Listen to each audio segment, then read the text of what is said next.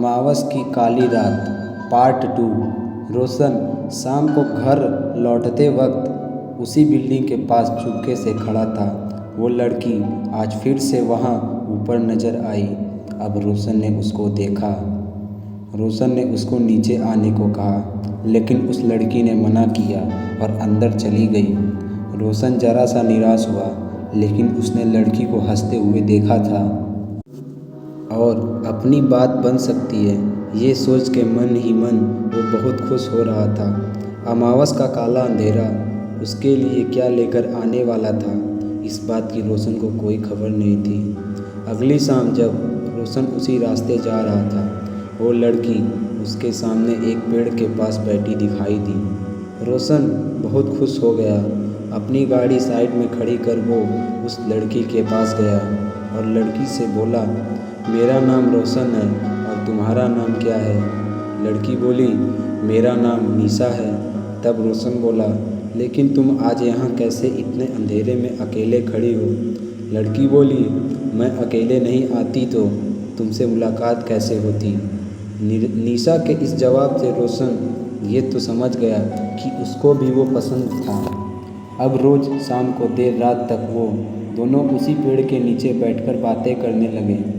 घर वाले थोड़ा टेंशन में थे कि आजकल रोशन बहुत देर से घर आने लगा था। खाना भी साथ नहीं खाता था या कभी बिना खाए ही सो जाता था। एक दिन रोशन उस पेड़ के नीचे बैठा था। उसके घर के पास वाले अंकल वहाँ से गुजरे। रोशन को देखते ही कहा, अरे रोशन बेटे, यहाँ अंधेरे में अकेले क्या कर रहे हो? घर जाना नहीं है? चलो, घर वाले तुम्हारा इंतज़ार कर रहे होंगे। हाँ अंकल, बस निकल ही रहा हूँ। ऐसा कहकर रोशन और अंकल साथ में निकल गए। घर जाकर जब रोशन सोने के लिए गया तो उसे अंकल की बात याद आई। उन्होंने उसको अकेले क्या कर रहे हो ऐसा कहा था। रोशन दूसरी रात निशा से मिला तो उसने ये बात निशा से पूछा, कल तुम मेरे साथ थी, लेकिन तुम अंकल को दिखी क्यों नहीं?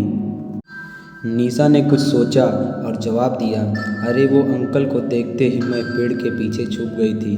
तभी रोशन ने कहा, निशा हम शादी कर लें, मुझे तुमसे प्यार हो गया है। और क्या तुमको भी मुझसे प्यार हो गया है? अब वो लड़की रोशन के घर तक पहुंच गई। देर रात तक उनकी बातें चलने लगी थी और रोशन खाना पीना जैसे भूल गया था।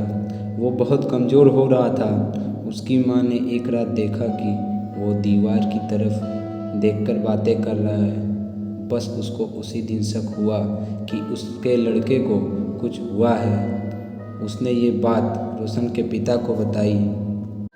उसके माता पिता दोनों ने एक रात रोशन का पीछा किया। रोशन वहीं पेड़ के नीचे बैठा था, अकेला किसी से बातें कर रहा था। रोशन के माता पिता बहुत डर गए। उन्होंने जैसे ही घर का रुख किया, वो शैतानी रूह बहुत ही भयंकर और डरावने अवतार में उनके सामने प्रकट हुई और हंसने लगी और बोली, मैं तेरे बेटे को लेने आई हूँ। मेरे रास्ते में कोई ना आए, नहीं तो अच्छा नहीं होगा। आने वाली अमावस को वो मेरा हो जाएगा। रोशन के माता पिता निराश होकर घर पहुँचते ही रोने लगे। उनका रोना बाजू वाले अंकल ने सुना तो वह मदद करने के लिए आए। उन्होंने भी बताया कि रोशन एक रात वहाँ उस पेड़ के नीचे अकेले बैठा था। सुबह होते ही जब रोशन अपने ऑफिस गया तब उसके पिताजी और वो अंकल उस पेड़ के पास एक तांत्रिक को ले गए। तांत्रिक बोला, यहाँ कोई बहुत ही शैतानी रूह मौजूद है। वो अपना अधूरा काम पूरा करने आई है। कोई अधूरी इच्छा है आपके लड़के की जान को खतरा है, क्योंकि अब अमावस आने वाली है और ऐसे शैतान अमावस में बहुत ताकतवर हो जाते हैं। उन्होंने बाजू में उसी घर में जाकर पूछताछ की जहां निशा रोशन को पहली बार दिखी थी। तो पता चला कि उनके बिल्डिंग के ऊपर के घर में एक किराएदार रहते थे। उनकी लड़की यहाँ पेड़ के पास एक्सीडेंट में मारी गई थी। वो अपनी शादी के एक दिन पहले ही मर गई थी। अब तांत्रिक को सब समझ में आ गया।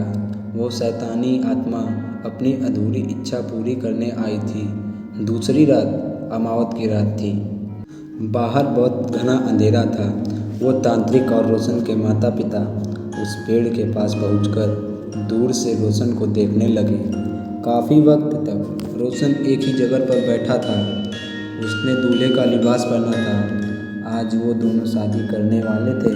वो डायन उसको आज अपनी दुनिया में लेकर जाने वाली थी और तांत्रिक ने अपने मंत्र पढ़ना चालू किए, लेकिन देर हो चुकी थी। तांत्रिक सामने से जब जाकर देखा तो रोशन मर चुका था। उसके गले से खून टपक रहा था और निशा ने अपनी आखिरी इच्छा पूरी की और रोशन की जान लेकर ही मानी।